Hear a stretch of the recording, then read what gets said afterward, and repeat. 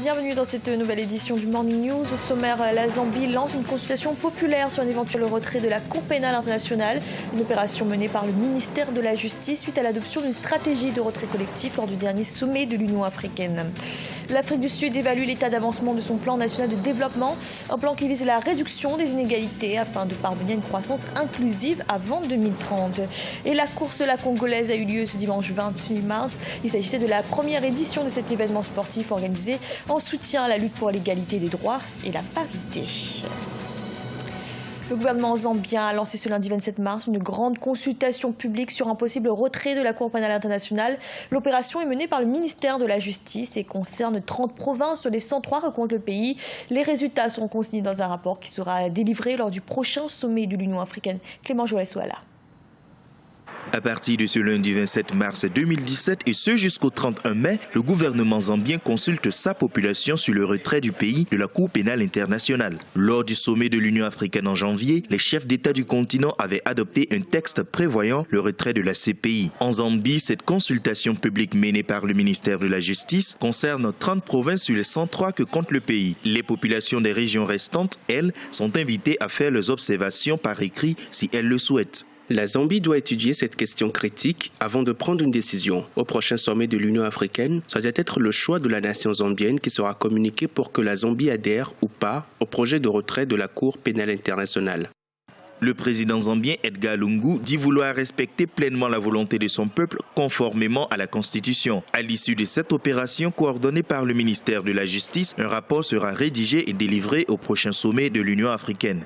Si la Zambie a donné cette procédure, c'est admirable, mais de toute façon, dans la pratique, le gouvernement va peser lourd dans l'orientation. Mais la forme extérieure, le fait que la forme extérieure quand même est élégante. Consulter le peuple, je trouve que c'est normal. La consultation entamée par le gouvernement zambien coûtera environ 330 000 €. La Zambie est le premier des 34 pays africains adhérents au statut de Rome à consulter sa population sur la question du retrait de la CPI. En Somalie, les forces de la mission de l'Union africaine ont lancé une offensive contre le groupe djihadiste Al-Shabaab. Le bilan de cet assaut fait pour l'instant état de 31 terroristes tués, mais également des armes et des outils de communication interceptés. L'opération comprend des raids aériens et terrestres et s'est tenue sous le commandement de l'AMISOM dans le district de Jubaland. En Afrique du Sud, un séminaire était organisé sur l'état d'avancement du plan national de développement lancé en 2014. Le département de la planification, du suivi et de l'évaluation estime que chaque composant de la société a un rôle à jouer dans la réussite de ce plan. Une stratégie qui a pour objectif principal de réduire les inégalités. Théocrates Podo. Lancé en 2014 par le gouvernement, le plan national de développement demeure une priorité pour les autorités sud-africaines. Ce plan vise à réduire les inégalités d'ici à 2030 grâce surtout à la participation de toutes les composantes de la société. La stratégie prévoit développer une économie inclusive, renforcer les capacités des différents acteurs, que ce soit dans l'administration publique ou dans le secteur privé. Il s'agit également de promouvoir le leadership et les partenariats dans la société. Nous devons mobiliser le maximum de ressources pour atteindre nos objectifs et surtout répondre à nos besoins prioritaires. Nous avons surtout besoin de la participation du secteur privé qui représente 70% de l'économie. Les investisseurs privés sont extrêmement importants. En Afrique du Sud, bien que des efforts aient été entrepris pour améliorer la vie des populations et plus particulièrement des femmes, la discrimination et le faible accès à une éducation de qualité demeurent des défis à relever. Le plan traite également de ces facteurs en mettant surtout l'accent sur l'éducation ou le développement rural. L'un des objectifs du gouvernement sud-africain est d'éradiquer la pauvreté et de créer au moins 11 millions d'emplois à travers le pays d'ici 2030. Pour avancer, nous devons effectuer des réformes essentielles pour tirer profit du potentiel de notre société. Il y a des défis prioritaires sur lesquels nous devrions davantage mettre l'accent. C'est l'exemple de l'éducation. Selon des données publiées début mars 2017 par l'Office national des statistiques, la croissance de l'économie sud-africaine a chuté à 0,3% en 2016 contre 1,3% en 2015 en raison notamment des mauvaises performances du secteur minier. Pretoria veut à l'avenir inverser la tendance. Pour y parvenir, toute la population est désormais appelée à apporter sa contribution.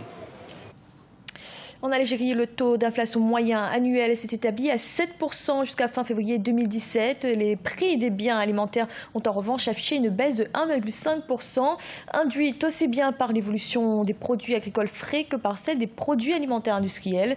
Le reste des groupes de biens et services ont eux inscrit des hausses plus ou moins importantes. Et au Congo, plus de 600 femmes ont participé ce dimanche 26 mars à la course dénommée La Congolaise, une compétition pour l'égalité des droits. Les participantes se sont élancées sur un parcours long de 5 km. Au-delà de l'aspect sportif, la course symbolisait surtout les efforts sociopolitiques auxquels les femmes contribuent pleinement. Reportage de notre correspondant d'Eva Porzou.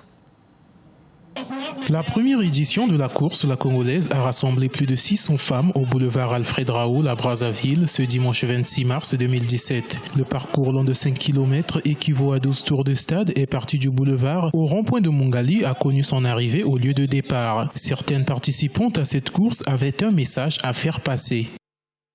Ce qui m'a motivée, c'est pour faire valoriser la femme dans la société congolaise. Donc c'est ça ma motivation concernant l'égalité dans la société. La femme peut tout faire. Cette course représente pour moi autant que femme la parité entre l'homme et la femme.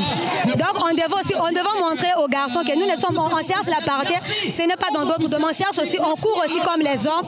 Cette course a été organisée par le Mouvement des femmes actives du Congo, une association créée en mars 2016 œuvrant pour l'amélioration de la condition féminine en République du Congo. Elle s'inscrit dans le cadre de la célébration du mois de la femme. Les organisateurs de cette course souhaitent inscrire cette date dans l'histoire du Congo en lien avec cet événement. Nous estimons que les femmes méritent plus d'une journée de reconnaissance pour l'ensemble de leurs accomplissements. C'est pourquoi nous nous retrouvons aujourd'hui en ce 26 mars qui, nous l'espérons, deviendra une date clé de Brazzaville au travers de cet événement phare. Notons que les performances des athlètes professionnels qui ont participé à cette course n'ont pas été considérées. Seules les 10 premières ont reçu des prix. Les organisateurs ont émis le souhait de faire vivre cet événement dans d'autres villes du pays. Ce journal a été réalisé par l'ensemble de la rédaction. Merci de l'avoir suivi. Retrouvez dans un instant une nouvelle édition de l'information.